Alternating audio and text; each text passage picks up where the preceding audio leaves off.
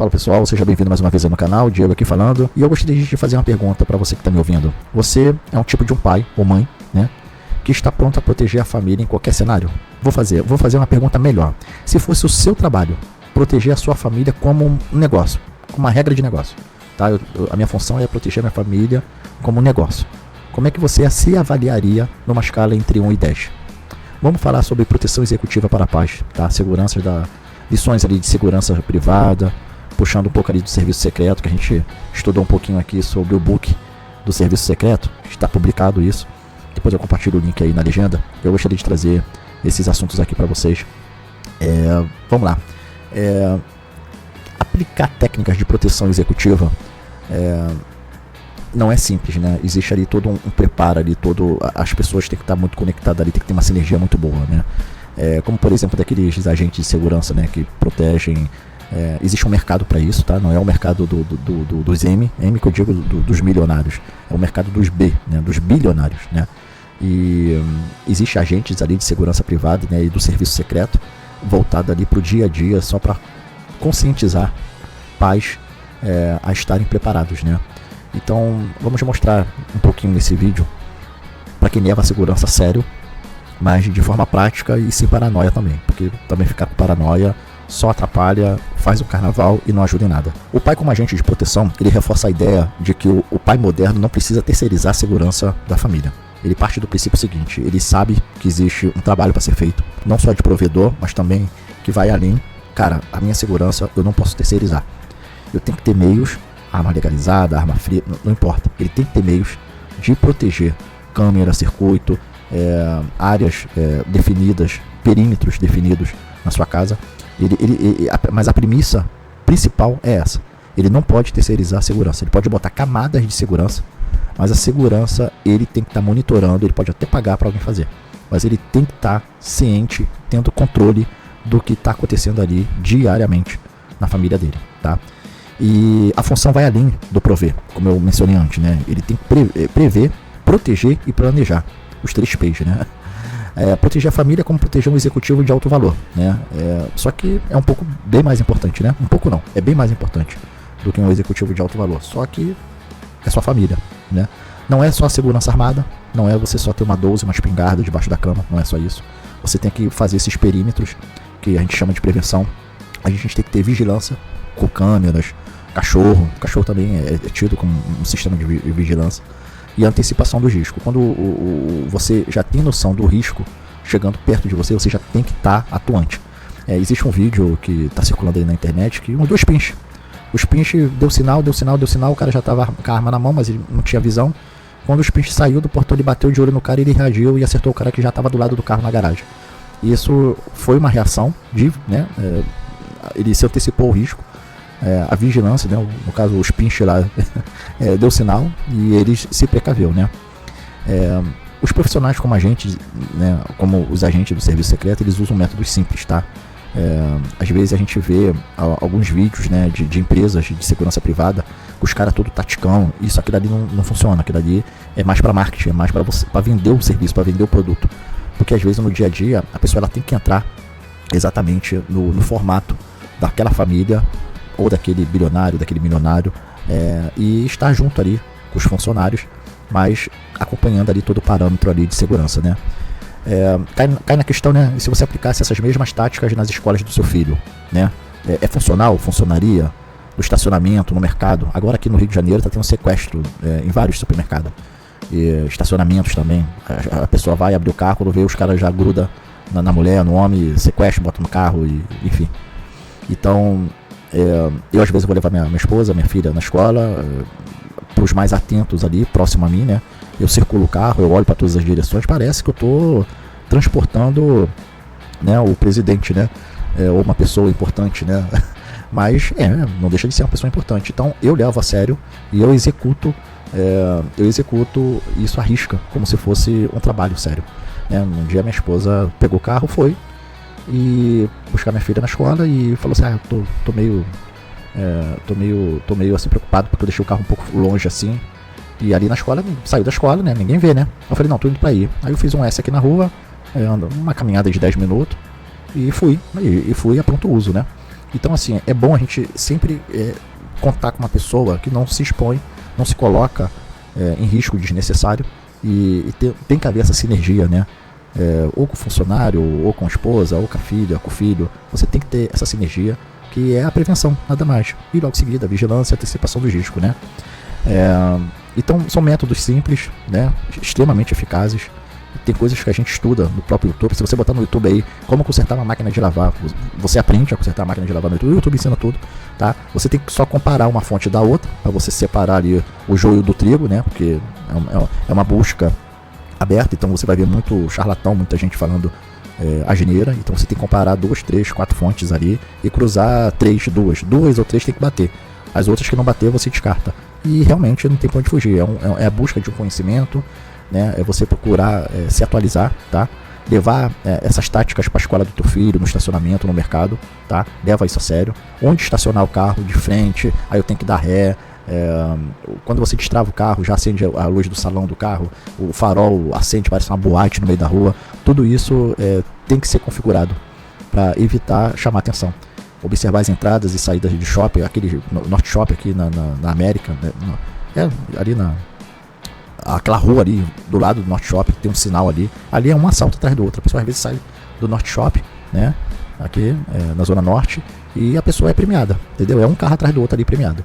Então tá desse jeito, né? Você observar a entrada e a saída de shopping, escolas ou igrejas, evitar zonas de aglomeração, por favor. Cara, tem tumulto pra cá, vai pro outro sentido, tá? Ou qualquer tipo de coisa de distração, né? Existe um ditado, né? Onde há paixão e emoção, a flor da pele não presta.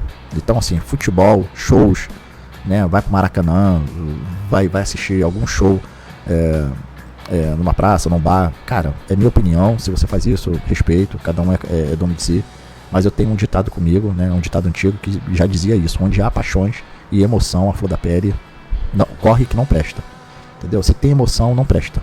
Entendeu? E é uma coisa que eu trago pra mim pro resto da vida. E as pessoas às vezes, pô, cara, tu nunca de futebol, tu nunca foi no Maracanã. Eu já fui no Maracanã, já assisti sim. Mas se tem emoção, não presta, tá? Leva esse lema, tá? Ver sem ser visto e pensar antes de agir. Se antecipa a situação. Você tem que ver algo antes de ser visto e pensar antes de agir, tá? Isso é um lema para você levar para a vida, né?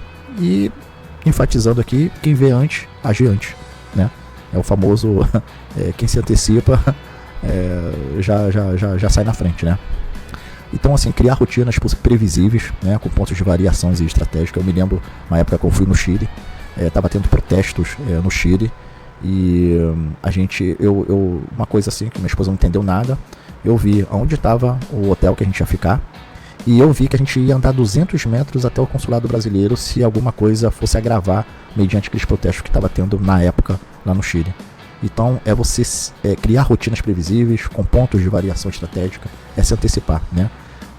Ter ponto de encontro em caso de emergência com o filho. Ó, cara, a gente está aqui, você vai entrar ali, eu tô aqui, mas se alguma coisa der errado, o nosso ponto vai ser aqui. Haja o que houver, pode cair o mundo, não sai daqui, vai para aquele ponto ali. Então isso é estabelecer pontos de encontro para familiares, né? Ou para seus filhos, isso funciona. Existe um filme do Van Damme, né? Que o Van Damme, né, parece que o filme se tratava de um atentado num estádio, e ele vira pro filho dele e fala assim: ó, haja o que houver, você pode cair isso aqui, não saia daqui.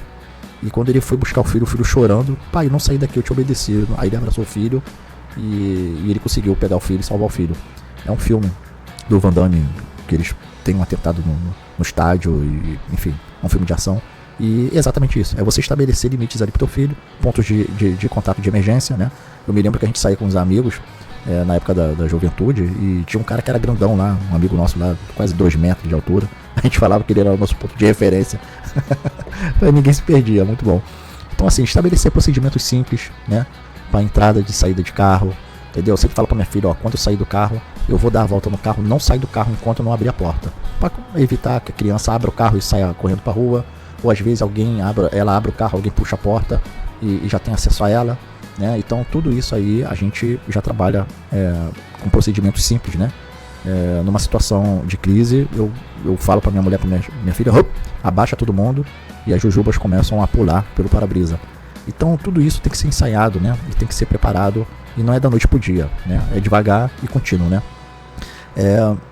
A rotina segura é a rotina pensada, né? Eu gostaria de deixar essa fala aqui com vocês, porque se tem rotina e ela não é segura e não é pensada, então não é rotina, é atalho desenfreado e com chance de ser uma tragédia. Então rotina tem que ser segura, é rotina pensada, tá?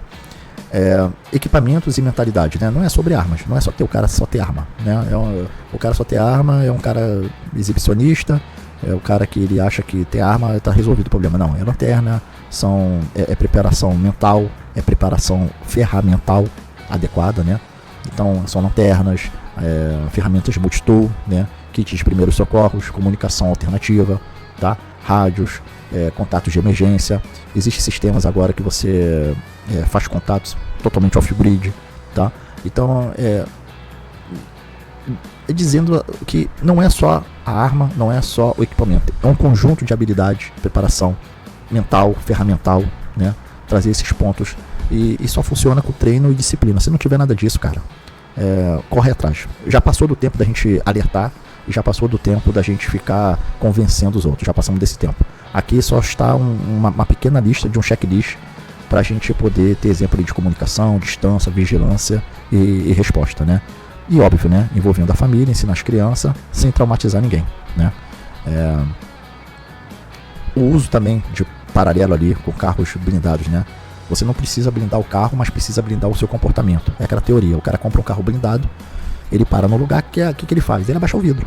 Abaixa o vidro. Não, o cara que anda com um carro blindado é ar-condicionado direto, vidro travado lá em cima, portas travadas. Então às vezes o cara abaixa o vidro, o cara entra no carro blindado, esquece de travar a porta, né? E é isso, são questões de cultura que tem que ser transformado, e as pessoas não estão nem aí, só estão pensando no modo macaco, né? Então, é o que eu falei, já passamos do ponto de querer alertar e avisar. A gente agora só tem que se preparar, e esse é um vídeo de opinião que a gente vai dando os gadgets ali e para reforçar ali, tá? Então a proteção ela começa na cabeça, manter a calma sob pressão, não cola a placa, você tem que agir em situação de frieza, não demonstrar pânico. Se demonstrar pânico, tá nervoso, silêncio, foco, olho frio, cabeça levantada, olhar psicopata, né? Os filhos e o cônjuge se espelham no pai, então se você transmite controle, ele se sente seguro. Postura confiante, não confrontadora, mas confiante, né? É aquela teoria do homem cinza, abaixo do radar, mais atento a tudo. Evitar distrações, tá? Eu conheço gente que tá armado, conheço gente que, porra, meu irmão, tá na escola da filha, tá em situações, tá o cara mexendo no celular em local público, entendeu? Cria código com a família para alertar em perigo, entendeu? Às vezes eu falo com a minha esposa, você vai no lugar, você me responde isso. Se me responder isso, diferente, eu já vou saber que tem alguma coisa de errado, entendeu? Então, às vezes também ela me responde várias coisas repetidas, já é um sinal também que eu já posso ligar o alerta. Então, é isso, se você for no caos, você deixa de ser um protetor. Você não pode virar um caos, no caos. Você tem que manter frieza, senão você deixa de ser um protetor e vira parte do caos, tá? Você não precisa ser o serviço secreto para agir como protetor de elite, falácia isso. Você só precisa decidir que sua família vale essa responsabilidade, esse cuidado, esse zelo, tá? Qual atitude você já mudou no seu dia a dia para aumentar a segurança da sua família? Já se fez essa pergunta? Você não precisa ser segurança, mas precisa ser o responsável pela segurança da sua família. Quais os pequenos passos que você fez? Numa situação que o pau ronca, o que você tem de kit ali para você botar numa mochila e evadir, ou pelo menos segurar a situação da sua família, né? Eu tenho meu congelador já tá com cerveja aí para 2 dias. Legal, maneiro. E é só isso que você tem, entendeu? Então você tem que analisar um contexto no todo, tá?